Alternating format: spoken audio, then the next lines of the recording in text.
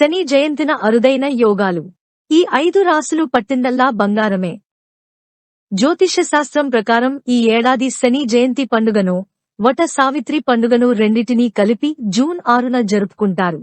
June 6న కొన్ని అరుదైన యాదృచ్ఛికాలు కూడా ఏర్పడనున్నాయి.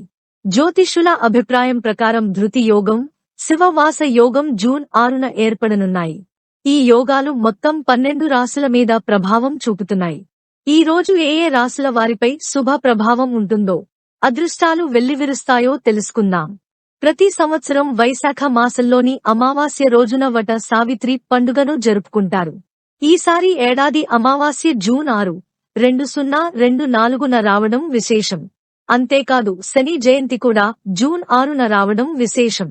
అందువల్ల జ్యోతిష శాస్త్రం ప్రకారం ఈ ఏడాది శని జయంతి పండుగను, వట సావిత్రి పండుగను రెండిటినీ కలిపి జూన్ 6న జరుపుకుంటారు. జూన్ 6న కొన్ని అరుదైన యాదృచ్ఛికాలు కూడా ఏర్పడనున్నాయి. జ్యోతిష్యుల అభిప్రాయం ప్రకారం ధృతి యోగం, శివవాస యోగం జూన్ 6న ఏర్పడనున్నాయి. ఈ యోగాలు మొత్తం 12 రాసుల మీద ప్రభావం చూపుతున్నాయి. ఈ రోజు ఏ ఏ రాసుల వారిపై శుభ ప్రభావం ఉంటుందో, అదృష్టాలు వెల్లివిరుస్తాయో తెలుసుకుందాం.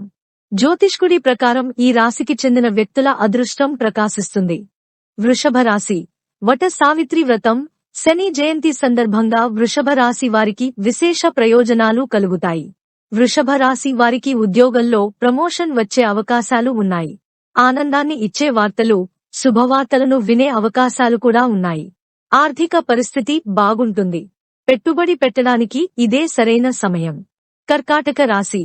కర్కాటక రాశి వారికి కూడా ఈ యోగాలు అద్భుతమైన శుభ ఫలితాలను అందిస్తాయి. అవకాశం చాలా అద్భుతంగా ఉంటాయి.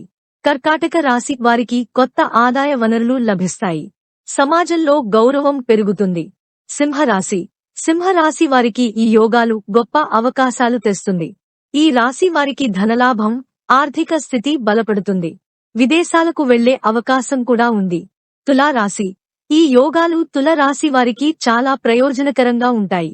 తులరాశి వారికి అదృష్టాలు ప్రకాశించే అవకాశాలు ఉన్నాయి. వీరి సమస్యలన్నీ తొలగిపోతాయి. విదేశాలకు వెళ్లే అవకాశాలు కూడా ఉన్నాయి. జీవిత భాగస్వామి మధ్య కొనసాగుతున్న వివాదం లేదా విభేదాలు పరిష్కరించబడతాయి.